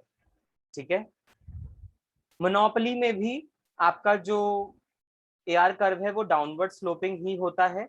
ठीक है, और एमआर कर्व भी आपका डाउनवर्ड स्लोपिंग ही होता है। तो मुझे बताओ डिफरेंस क्या तुम्हें नजर आ रहा है? यस, आटा मैगी अच्छी नहीं लगती, मैंने तो टेस्ट भी नहीं किया है कभी। मैं नहीं सब्स्टिट्यूट कर पाऊं उस मैगी से किसी और मैगी पे। चलिए, हाँ, मैं आपसे पूछना चाहूंगा, आपको कुछ डिफरेंस नजर आ रहा है इनके कर्व में? मैंने क्या बोला, दोनों का डाउनवर्ड स्लोपिंग सर है। मोनोपोली वाला थोड़ा ज्यादा मोनोपोली स्टीपर है। डाउन हो रहा है इधर एक एक करके, एक एक करके एक स्टीपर है और एक फ्लैट है। चैट बॉक्स में डाल सकते हो आप, चलो ये कर लो। वैसे नाम बताओ, अभी जो बोल रहे थे कौन कौन थे, मुझे नहीं पता।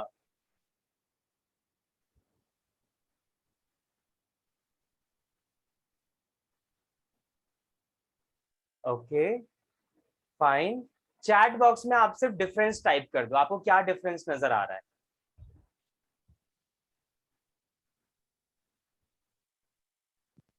लाइक दो स्टूडेंट जो हैं यहाँ पे, उन्होंने अपना डिफरेंस डाला यहाँ पे, ध्रुव और राधा ने, विच इज करेक्ट। ठीक है, ओके फाइन।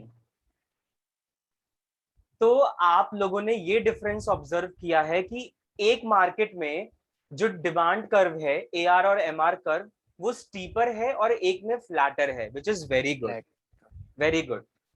इसमें क्या है, इसमें स्टीपर है और इसमें फ्लैटर है।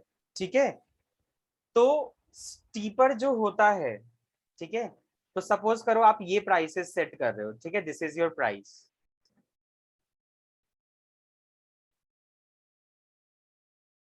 तो आप खुद देख सकते हैं बेटा, प्राइसेस जो भी रखते हैं इसमें आपका प्रॉफिट इतना हो सकता है, ठीक है, इसमें थोड़ा सा ज्यादा होता है, ठीक है, मेन बात ये है। अब मेरी बात सुनो ध्यान से, ये हुआ क्यों, y1 is steeper and y1 is flatter, ठीक है। मेन बात इसमें ये होता है बेटा, मोनोपोली मार्केट में ना, मोनोपोली मार्केट का ग्रेटर देन 1 नहीं, मोनोपोली मार्केट का ग्रेटर देन 1 नहीं, मोनोपोली में तो स्टीपर है, तो स्टीपर में जो इलास्टिसिटी होता है वो होता है लेस देन 1, और मोनोपोलिस्टिक कंपटीशन में इलास्टिसिटी इज ग्रेटर देन 1। बेटा वो पता है क्या है, अब देखो मोनोपोली में क्या है, इलास्टिसिटी लेस देन 1 है, और मोनोपोलिस्टिक कंपटीशन में इलास्टिसिटी ग्रेटर देन 1 है।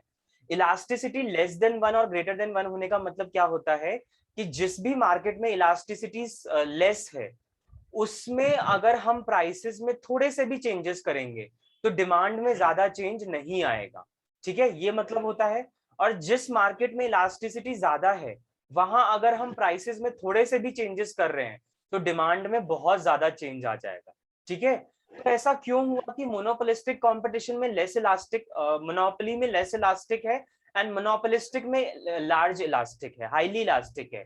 वो इसलिए हुआ है बेटा because in the monopoly market there is no close substitutes of the product which the firm is selling, and in the case of monopolistic competition the product which a particular firm is selling has large number of close substitutes। Okay, तो आप खुद सोचिए जिस भी market में substitutes available नहीं होंगे product पे, वहां पे तो आपके पास ऑप्शंस ही नहीं है कि अगर प्राइसेस इंक्रीज हुए तो आप दूसरा गुड्स कंज्यूम कर लो, अवेलेबल ही नहीं है। तो वो कौन सा मार्केट है, मोनोपोली मार्केट। पर मोनोपोली कंपटीशन में क्या होता है, आपके पास क्लोज सब्स्टिट्यूट्स बहुत ज्यादा हैं, एक टूथपेस्ट यूज कर रहे हो तो सिमिलर टूथपेस्ट जो है वो बहुत सारे हैं मार्केट में, तो किसी ने थोड़ा सा भी प्राइसेस बढ़ाया ना, तुम्हारी डिमांड बहुत ज्यादा चेंज हो जाएगी, तुम दूसरे टूथपेस्ट पे शिफ्ट हो जाओगे, ठीक है। म्यूट कर लें अपने आप को, थोड़ा डिस्टरबेंस हो रहा है, जिसने भी अनम्यूट कर रखा है, यस। तो रीजन क्या है यहाँ पे लिखते हैं बेटा, डायग्राम आप लोगों ने बना लिया होगा, रीजन उसके नीचे लिख लो, ठीक है, समझा मैंने दिया है, एक बार रीजन उसके नीचे लिख लो, डायग्राम के नीचे। आइए क्या रीजन है,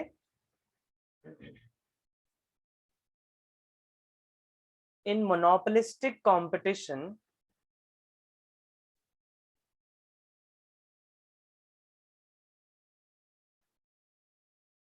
in monopolistic competition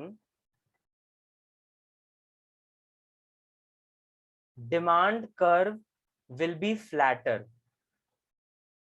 demand curve will be flatter because the product which is being sold in this market has large number of close substitutes, has large number of close substitutes, while a monopoly market have no close substitutes of its products, have no close substitute of its product, hence facing steeper demand curve।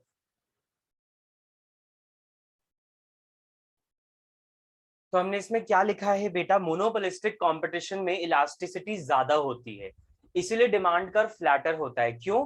क्योंकि buyers के पास option है, इतने ज्यादा substitute available हैं उस single product के different different brands के name पे, कि अगर एक में हम छोटा सा चेंजेस करेंगे प्राइस में, कंज्यूमर दूसरे प्रोडक्ट पे शिफ्ट कर जाएगा, कंज्यूमर दूसरे ब्रांड पे शिफ्ट कर जाएगा, ठीक है।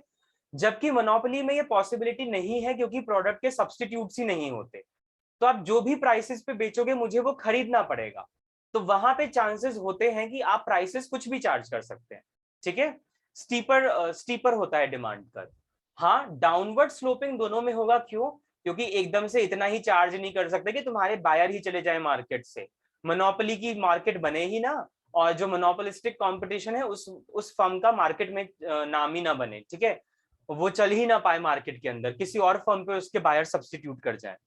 तो इसीलिए डाउनवर्ड स्लोपिंग तो होगा, क्योंकि आप ज्यादा भी नहीं चार्ज कर सकते एकदम से, बट हाँ एक दूसरे से डिफरेंशिएट तो चार्ज कर सकते हो, जो मोनोपोली में कर रहे हो और जो मोनोपोलिस्टिक में, वो डिफरेंट हो सकता है, ठीक है। आई होप बेटा आपको ये क्लियर है demand curve under monopoly and monopolistic competition क्यों होता है, एक बार थम्स अप देंगे। तो अब हम लास्ट टॉपिक करते हैं आज का, ठीक है, एंड देन क्लास को वाइंड अप करेंगे, बस 15 मिनट में हो जाएगा वो टॉपिक, ठीक है। ओके फाइन, आगे बढ़ते हैं। Next topic, last topic, price and output determination. ये तो हमें सब में देखना है, हमने परफेक्ट कंपटीशन में भी देखा, हमने मोनोपोली में भी देखा, हमने मोनोपोलिस्टिक कंपटीशन में भी करेंगे, ठीक है। प्राइस एंड आउटपुट डिटर्मिनेशन, जिसको हम क्या बोलते हैं, equilibrium of the firm, equilibrium of the firm. अब हमें इक्विलिब्रियम निकालना है कि कितना प्राइस में चार्ज कर सकता हूं और उस पे कितनी आउटपुट में बेच सकता हूं जिससे मैं बोलूं मुझे मैक्सिमम प्रॉफिट मिला। तो ultimately what we are going to do, we are going to find out the level at which our profit is maximized. Okay, तो दो केसेस बनते हैं इक्विलिब्रियम के, the one is short run equilibrium and the another one is long run equilibrium, right. Short run equilibrium and long run equilibrium।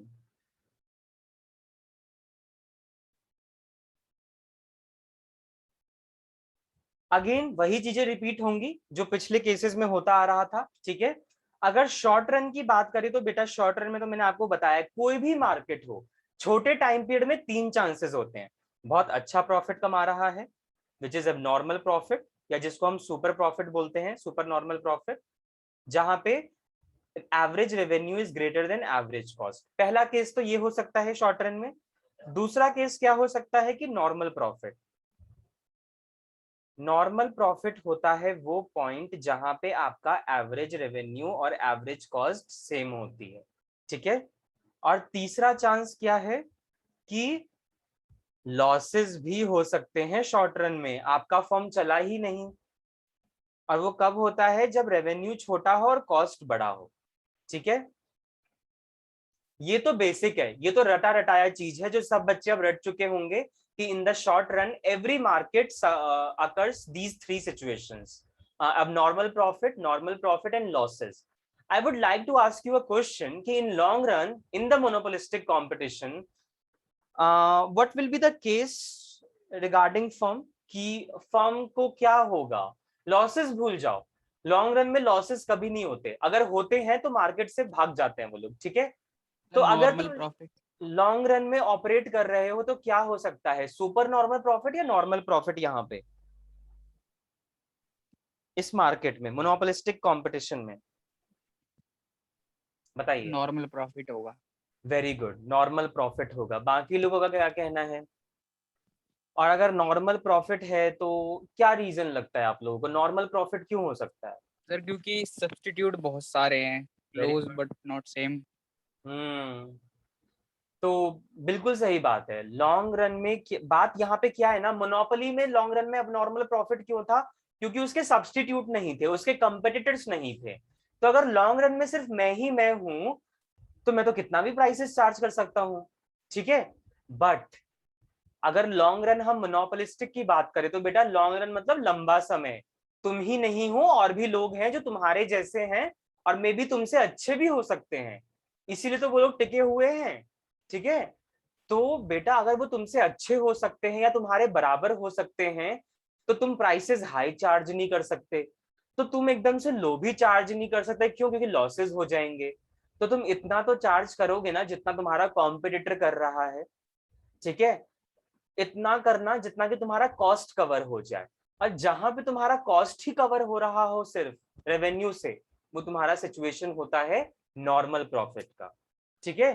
तो यहाँ पे इतने सारे कॉम्पिटिटर हो जाते हैं ना कि हम चाह के भी प्राइसेस को हाई नहीं कर सकते। तो अल्टीमेटली हमें प्रॉफिट उतना ही मिल पाता है जितना हमारा कॉस्ट कवर हो जाए, ठीक है? तो इसीलिए इन the long run only normal profit occurs. Main question यही बनता है, डायग्राम वायग्राम नहीं आता। आता है तो वो लोग बना के देंगे, तुम्हें थोड़ी ना बनाने के लिए देंगे, ठीक है? मेन वो तुमसे यही पूछते हैं। शॉर्ट रन तो सबको रटा हुआ है, बट लॉन्ग रन कभी कभी भूल जाते हैं, तो उसके लिए आपको लॉजिक्स ध्यान रखने पड़ेंगे। Under perfect competition a firm earns normal profit in the long run. In the monopoly firm earns abnormal profits in the long run. And similarly, in the monopolistic competition, firms incur earns normal profit only, ठीक है? अब diagram कैसे है वो तो आप लोगों ने देखा ही है, ठीक है? फिर भी मैं एक बार यहाँ पे आपको बना देता हूँ, एक बार दिखा देता हूँ, ठीक है? चलो, शॉर्ट रन का बना लेते हैं, लॉन्ग रन तो अपने आप ही हो जाएगा क्योंकि नॉर्मल प्रॉफिट वाला रिपीट होगा, ठीक है? आइए पहला केस की बात करते हैं, which is super normal profit.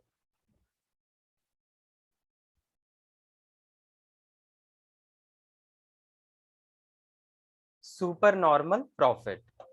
Super normal profit में हमारा डायग्राम कैसे दिखाएगा हमें super normal profit curve?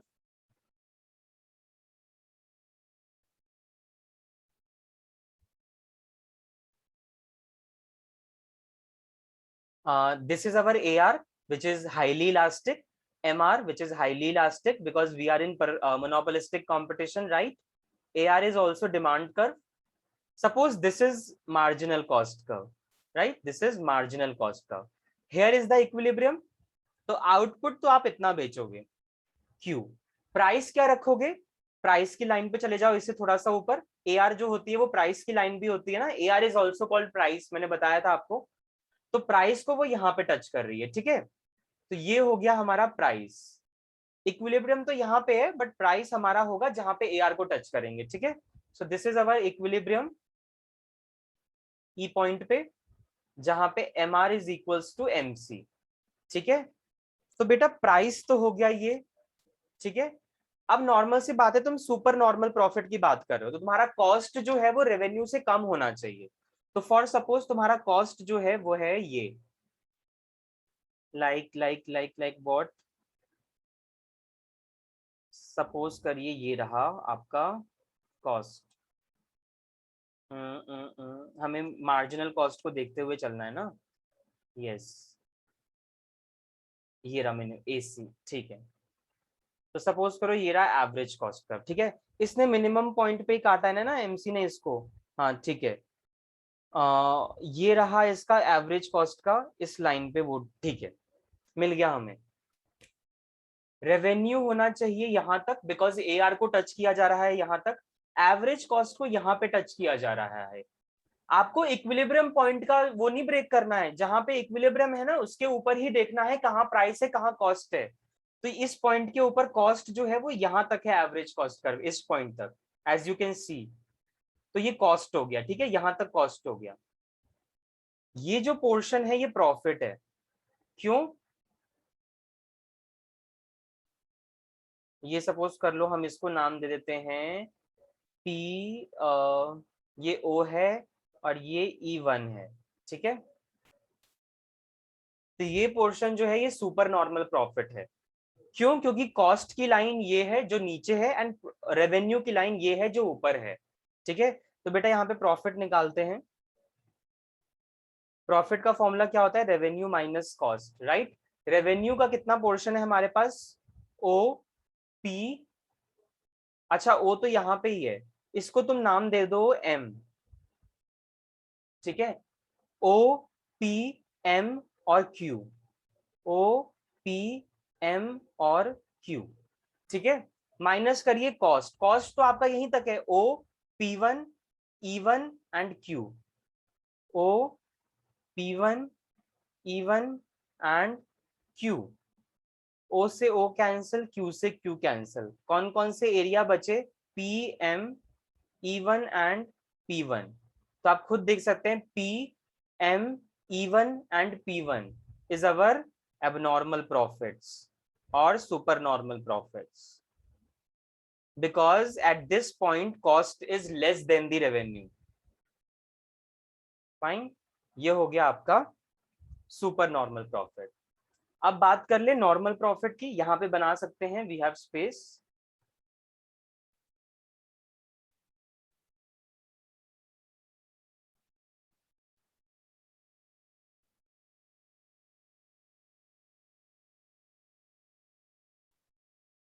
This is our AR curve, this is our MR curve, suppose this is marginal cost curve, so this is the equilibrium जहां पे MR MC ने काटा, MR is equals to MC है, इस point को नाम दे दो E point, ठीक है। E हमेशा इक्विलिब्रियम को रिप्रेजेंट करेगा। ये हो गया आउटपुट जो तुम्हें बेचना है। प्राइसेस क्या रखोगे? इसके ऊपर AR को टच करवा दो, ये हो गया प्राइस। ये प्राइस तो तुम रखोगे, ठीक है, तो ये हो गया प्राइस। इस पॉइंट को मैं M नाम दे देता हूँ, ठीक है, और ये तो O हो ही गया। अब तुम एवरेज कॉस्ट कर्व बनाओ, क्योंकि कॉस्ट से ही पता चल पाएगा ना कितना प्रॉफिट होगा। तो if this is normal profit तो आपको एवरेज कॉस्ट कर्व ऐसे बनाना पड़ेगा कि वो डायरेक्टली यहीं टच करे। ये हो गया एवरेज कॉस्ट कर्व, ठीक है। तो आप खुद देखिए, कॉस्ट कर्व को भी इसी पॉइंट पे टच किया जा रहा है, रेवेन्यू भी यहीं तक है, तो कुछ एक्स्ट्रा तो बचा ही नहीं मेरे पास, ना प्रॉफिट ना लॉस। तो यहां पे अगर हम निकालें प्रॉफिट, तो प्रॉफिट का फॉर्मूला क्या था? Revenue minus cost. रेवेन्यू कितना है? OPMQ, OPMQ। कॉस्ट कितना है? OPMQ, OPMQ। कैंसल आउट हो गए, 0 बचा, नॉर्मल प्रॉफिट।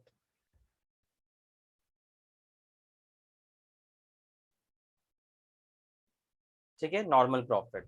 और थर्ड केस हमारा जो आता है बेटा वो है लॉसेस का। ये सेकंड केस हो गया, ये थर्ड केस है हमारा लॉसेस का, ठीक है। लॉसेस कैसे होंगे तो वो भी देख लेते हैं।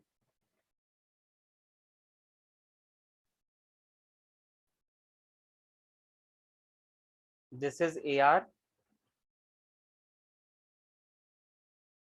This is MR, this is marginal cost curve, यहाँ पे काटा equilibrium because MR is equals to MC। ये हो गया आउटपुट जो हमें बेचना है। प्राइसेस क्या रखेंगे? जब हम AR से टच करा देंगे। ये हो गया प्राइस, इतना प्राइस हम बेचेंगे, ठीक है।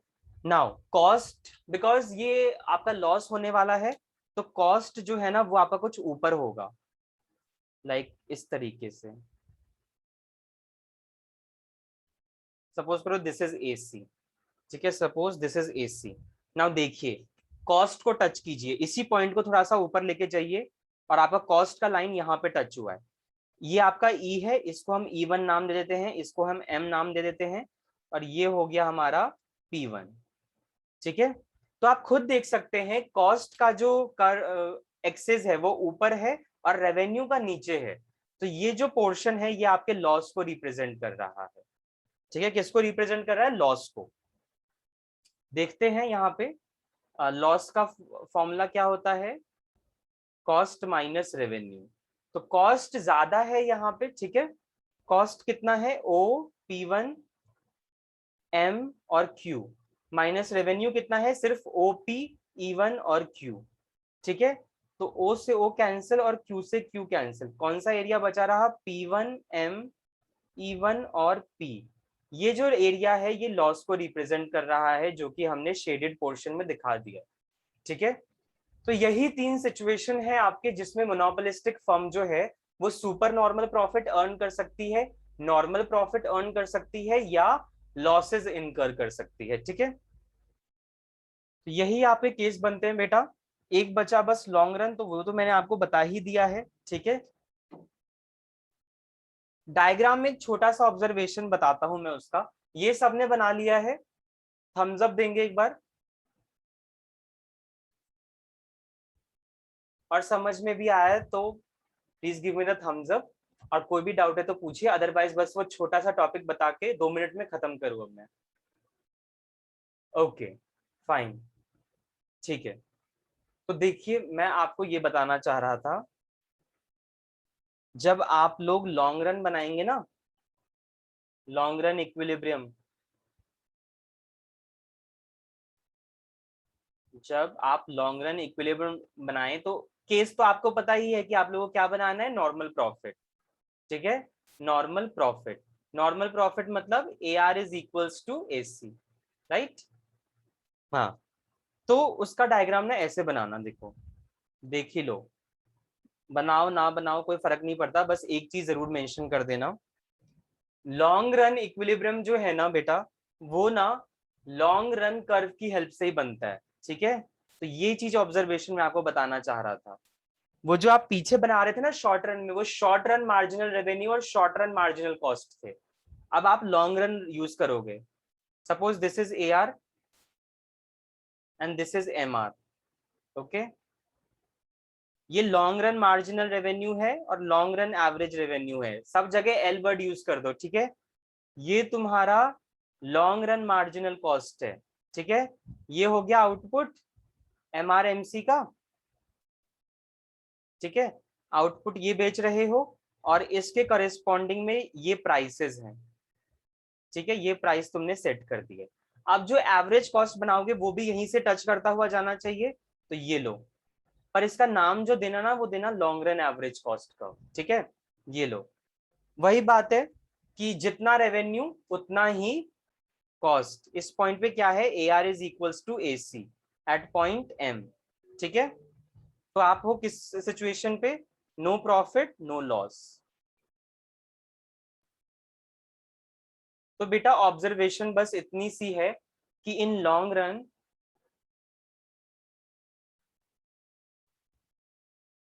price and output will be determined, price and output will be determined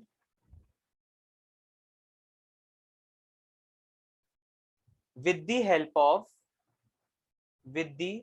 help of long run revenue and cost curve। Shape वही होती है जो शॉर्ट रन की होती है, वही लॉन्ग रन की भी होती है, क्योंकि वो लोग निकलते तो शॉर्ट रन की हेल्प से ही है ना। जैसे हमने LAC कर्व निकाला था शॉर्ट रन AC की हेल्प से, तो शेप वही होगा इनका, बट नाम जो है वो लॉन्ग रन में हो जाता है। ठीक है, महक भाई बेटा आपको नींद लगता है बहुत ज्यादा आती है, या आप बहुत जल्दी हो जाते हो इसमें? हाँ, बहुत जल्दी इको से फेडअप हो जाते हो। डेली हो रहा है आजकल, कब छुट्टी होगी, हाँ कब ओवर होगी क्लास?